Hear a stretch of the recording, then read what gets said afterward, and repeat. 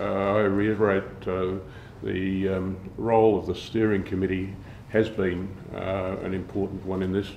Probably there's no more important decision than the steering committee has to take as to who is actually going to run the project. We've had mixed success on that occasionally, but this one we got it exactly right. Stuart was, as far as, I guess I'm a veteran of about a dozen steering committee roles. Stuart was everything we could ask for in terms of responsiveness, in terms of interaction with the steering committee. It was a joy for ATSE to work with him. Stuart is a senior lecturer at the School of Civil and Environmental Engineering at the University of New South Wales, and is scheduled to become an associate professor on the 1st of January next year. He's also a member of the Water Quality Advisory Committee for the NHMRC. Stuart, would you like to tell us what's in the report? Well, thank you very much to Peter, Mark, Alan and Carleen for their very kind and complimentary introductions and for their very useful overview of the context of this report and why it was developed. At a few points there I was reminded of being at my wedding, thinking my father-in-law was making a speech about what a nice new addition to the family I'd become, so I appreciate the compliments. So to go through the report, first of all, to reiterate the importance of the Centre of Excellence contribution in terms of seeing this as an important area that required funding, it required a closer look, and it required a serious analysis of what the issues are, noticing that things are going on overseas, and hence what might Australia take from that? Why should we be paying attention? What do people overseas see as direct potable water recycling being of advantage? And would some of those advantages apply in Australia as well? Thank you for ATSE for taking it on and for putting together a really fantastic steering committee, and I'll acknowledge the individual members of that committee as we go through the presentation. Okay. So the first thing I think is important to have a quick look at the task that was handed to me, the project aim, and the target audience for this report. So the project aim was really very, very broad. It was to have a look. A number of the previous speakers this morning spoke about putting options on the table and making sure those options are on the table. And that's really where it is. To define in objective, scientific, economic and social terms the potential place of direct potable water recycling directly to the drinking water distribution system in the spectrum of available supply options. So where does this fit in? What are the advantages and what are some of the issues that will need to be addressed to get there? And again, the target audience is very broad. I sense that a large part of the impetus for this project is to get this national discussion going, to get us talking about it, to get us identifying the issues. We'll talk more about the importance of early communication, early discussion as we go through, but also to enable decision makers to be able to see that this is potentially a very realistic option for Australia as it is in other parts of the world, and to be able to understand what some of the issues are with bringing the community along on board and the importance of their role in contributing to that. So a quick overview of what's in the report. You all have it in front of you. But essentially, it gives a definition, a clear description of what we're talking about by direct potable reuse. Importantly, what distinguishes direct potable reuse from the way that we've previously spoken about recycling drinking water in Australia, indirect potable reuse, IPR, is this issue of the environmental buffer. So with an indirect potable water recycling scheme, we talk about taking water from a sewage treatment plant through advanced treatment processes, and then back out into the environment, into a lake, a river or a groundwater aquifer, and then re-extracting that water back out of the environment again after it's been subjected to mixing with other waters and potentially sources of contamination within the environment, and having to retreat it all over again as a raw drinking water supply. So if we take that step out, we essentially build a pipeline from the advanced water treatment plant to the drinking water distribution system. What are we losing there? And so we wanted to have a look at what are the roles of the environmental buffer, what does it contribute, and how important are the things that it contributes to that system, and how are we going to manage without them? Are there other activities or other management approaches that we may want to put in place. Oops, sorry. Sorry, can I go back? Yep. Thirdly, I mentioned that a lot of the impetus for the project came from looking at what's going on overseas. So there's a summary of some international activities related to direct potable reuse. I don't think there's a high level of awareness, even amongst the water industry in Australia, of some of those projects, particularly things that are going on in South Africa, have really flown under the radar. But there are big things going on in the US, and particularly in California. Went through and looked at, if we're learning from overseas, what are going to be some of the key issues, perhaps particularly from an Australian perspective.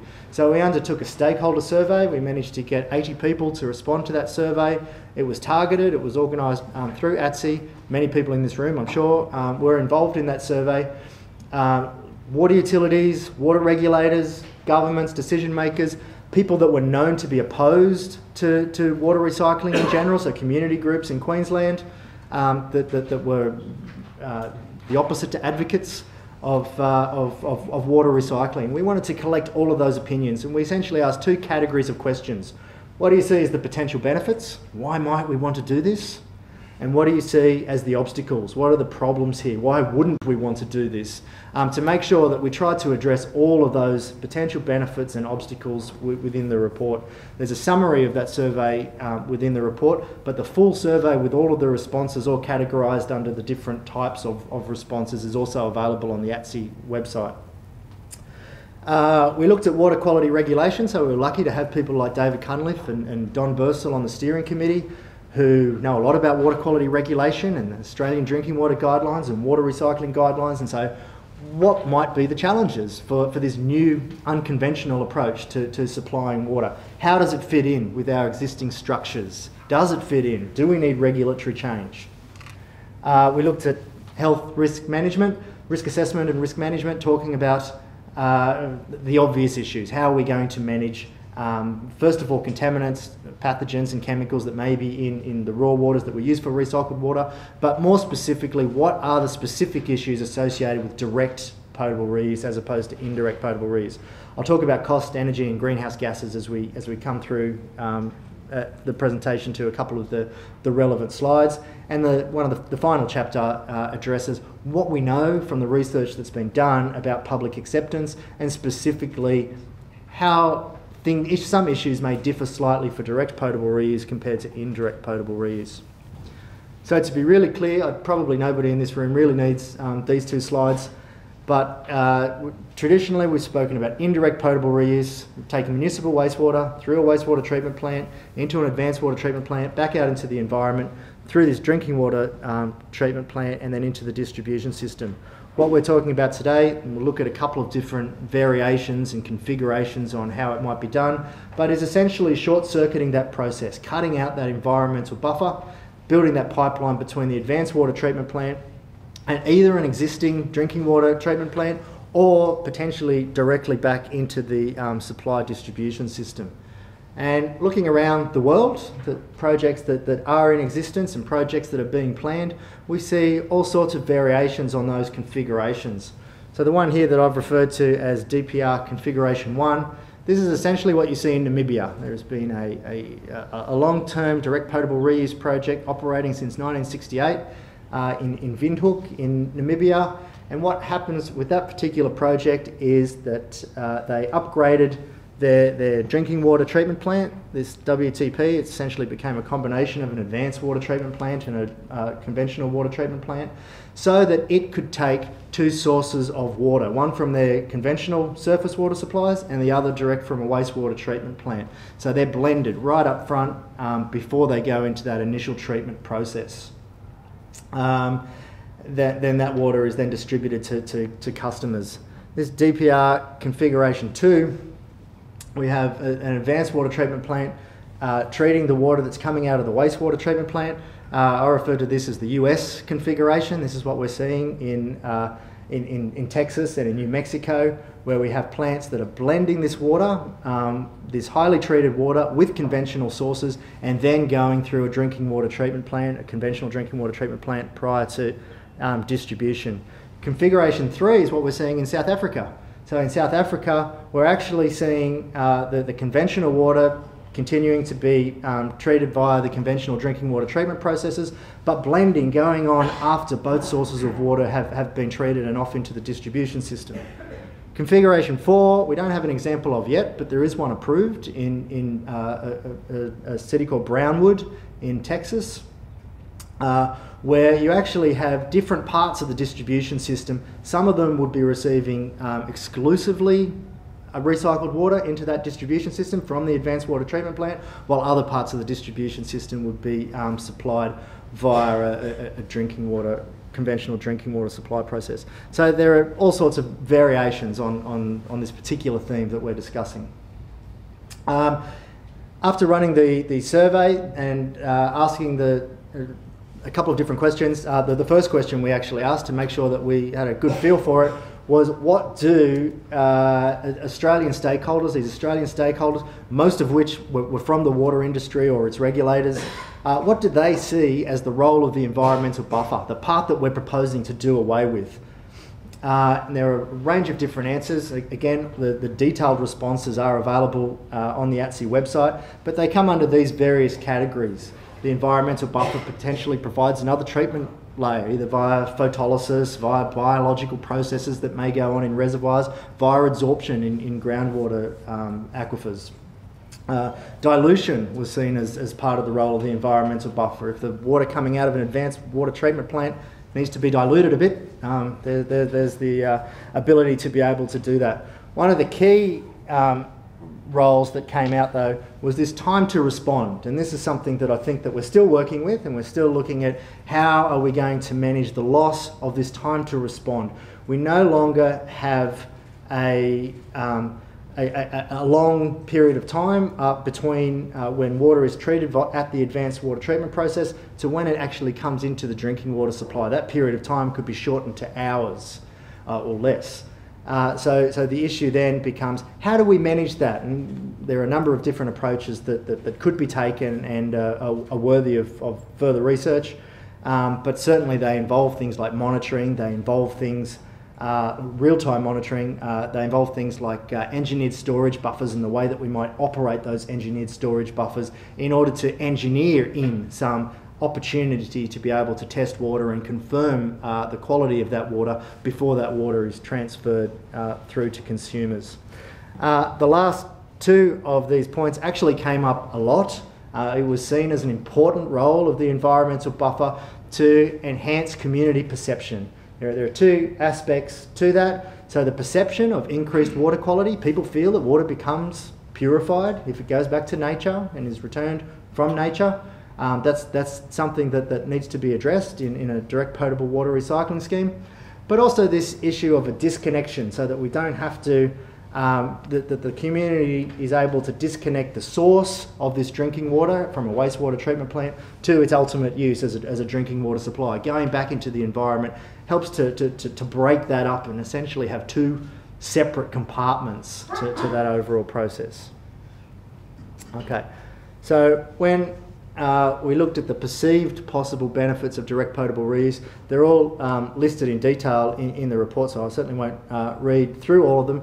But some of the key benefits that people that came up time and again, to me, the big one is energy requirements. So we're looking at systems where we're potentially pumping water. If we're talking about indirect potable water recycling, our drinking water catchments tend to be uphill, and if we're on the east coast, they tend to be to the west.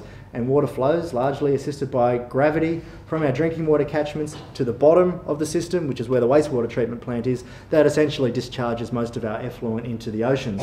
So if you were to practice indirect potable water recycling in that scenario, you have a long distance to pump water and it's uphill. And that is where a huge component of the overall energy budget for an indirect potable water recycling scheme comes from. Certainly if you look at the Western Corridor scheme in Brisbane, it involves a large amount of pumping, 80 to 100 kilometres really, depending on which parts of the system you count, to deliver a large amount of water back into that supply system. With reduced energy comes reduced cost. With reduced energy comes reduced greenhouse gas emissions. So for me, these are the drivers. It's the energy savings, it's the greenhouse gas emission savings, it's the increased sustainability of the way we manage water overall. And of course, looking at the perceived public obstacles, the perceived obstacles to direct potable reuse, the key issues that came up over and over again, you can see them there: public acceptance, various interpretations and variations on public perception and what may be concerns regarding public perception, lack of political will. People spoke about lack of global precedents. Maybe we can help to raise awareness on some of those precedents through this report. Not everybody's convinced about cost savings from direct potable reuse. There may be other sources of additional cost from this additional required monitoring, etc. So we need to look at these issues on a case-by-case basis and make an assessment of where the benefits may lie for individual schemes. I mentioned water quality regulation as being a key part of the analysis of this report. Ultimately, by looking at the frameworks that we have in place, the framework for the management of drinking water quality, the framework for the management of recycled water quality, embedded in national guideline documents, the consensus amongst the steering committee and the project team was that the frameworks that we currently have are applicable to direct potable reuse. It's about risk management, it's about understanding your system, it's about acknowledging that all systems are different, they're all unique, and direct potable water recycling systems will have unique aspects to them that don't apply to other types of drinking water supply systems that we have in Australia, and they will require additional attention. But the regulatory framework is flexible and it is a good fit. Similarly, with health risk assessment, we looked at various things that are going on in terms of best practice, in terms of some really state-of-the-art emerging approaches to risk assessment. There are some well-established concepts for risk management in Australia, the multiple barrier principle, for example,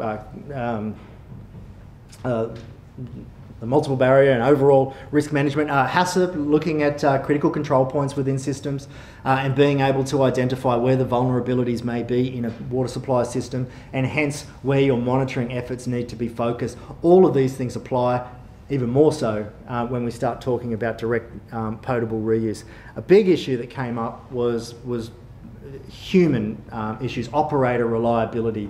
And this is one area that is relatively difficult, I think, to be able to map out exactly the best way to deal with operator reliability. There is a very rapidly increasing emphasis within the Australian water industry about the need for training, the need for certification, the need for rigorous oversight of operator skills and ability on drinking water supply projects in general. And this is definitely an area that we feel that needs very clear focus and very clear attention if we are to be able to implement direct potable reuse schemes with the optimum risk management.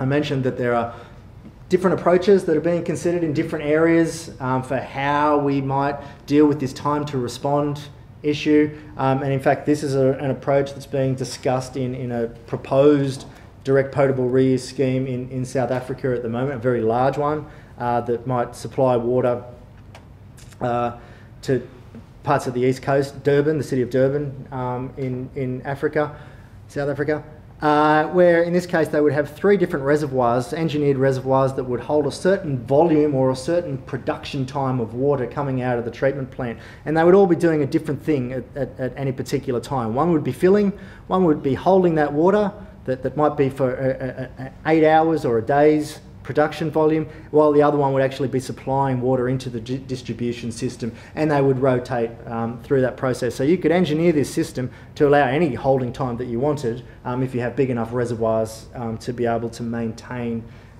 sufficient water. Very important part of the assessment of the report actually was outsourced. It comes from GHD. If I'd had my way, I'd have had this GHD report attachment included as part of the hard copy printout of the report, because I think it's fundamental to what's in the report. But ultimately what we did is we wanted to be able to undertake an engineering assessment of how do these perceived advantages, costs, greenhouse gas, energy, how do they actually stack up compared to other types of water supply options. Now, so what we did is we defined a range of hypothetical scenarios for GHD who have a lot of experience in going out and costing and undertaking life cycle assessments of these types of projects to be able to compare these different options one against each other. Now sure, when you're looking at hypothetical scenarios, you can come up with any type of hypothetical scenario you want to give you the answer that you want. That's accepted. But what we tried to do is try to, first of all, make it a realistic scenario based on some of the big cities around Australia, I guess an amalgamation of some of those cities. But also, even if it just answers the question, are there benefits under any circumstances? Is there a hypothetical scenario out there where we might want to go down this track? So GHD undertook quite a detailed engineering analysis of comparing a seawater desalination plant, an indirect potable water recycling system, a direct potable water recycling system, and a dual pipe non-potable water recycling system. Undertook a life cycle assessment to look at the energy, the materials, the costs that went into these schemes based on assumptions of transporting water certain distances up certain elevations, as is outlined partially in the report that you have in front of you, but in much more detail in the attachment that's available from GHD. When you look at the results, certainly the answer is yes, there are circumstances where these benefits really do ring true. When we compared power consumption between seawater reverse osmosis, indirect potable reuse, direct potable reuse, and this dual pipe system, we saw that direct potable reuse did have significant power savings, energy savings compared to indirect potable reuse, and certainly compared to seawater desalination. Those energy savings translate fairly clearly, depending on which state you're in, and the conversion factors translate fairly quickly into greenhouse gas emissions. Looking at materials use helps us to take a bit more perspective of some of these dual pipe systems where you have large amounts of pipeline required to manufacture those schemes. And that's where the capital costs for some of these non-potable water recycling schemes tends to become unfavourable as well. Partially the cost of those materials and partially the cost of getting them into the ground and implemented. So overall, in the particular scenario that we looked at, the direct potable water recycling scheme was identified as the scheme with the lowest capital costs and lower operational costs compared to indirect potable water recycling and seawater desalination. Social acceptance, of course, is the big challenge.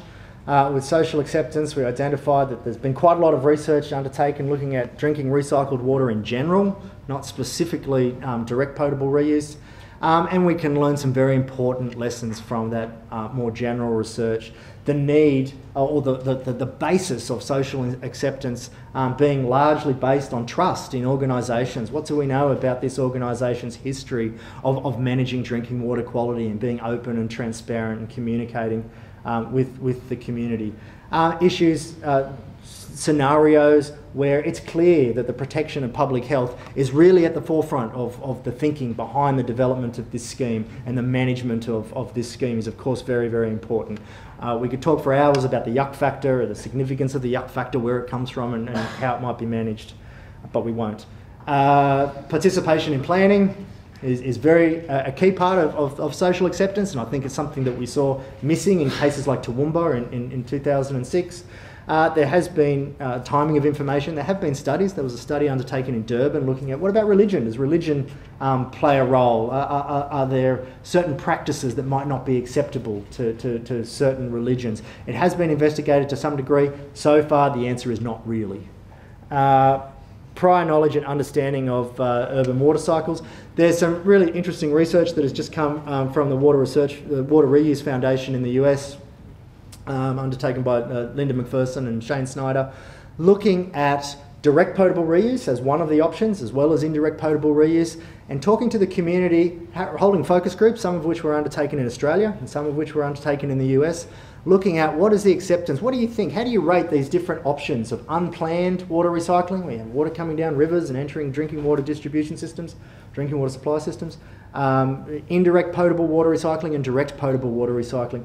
And what do you think about how comfortable you are and what the risks associated with these may be? Initially, most people were not inclined to want to accept indirect or direct potable water recycling. What we saw is that after they'd been given a fairly extensive slideshow about the realities of the urban water cycle and about in what they're starting to call in the US de facto water reuse, unplanned water reuse, and starting to understand, well, what we're talking about with these other schemes is the addition of advanced treatment, reverse osmosis, advanced oxidation, and perhaps with direct potable reuse, we're talking about the addition of a more protected, enclosed, more controllable system where we're not pumping the water back out into the environment, only have to deal with all of the environmental risks that may be associated with that, and having to pull it back in again. And we saw a major increase, or let's say a significant increase, in terms of how much various participants increased their acceptance of indirect potable reuse and direct potable reuse after being exposed to that sort of information. And in fact, 25%, around about 25% of the Australian and US participants preferred direct potable reuse over the other three reuse scenarios once they understood that drinking water often comes from rivers containing effluent. So I think that there's something to build upon there.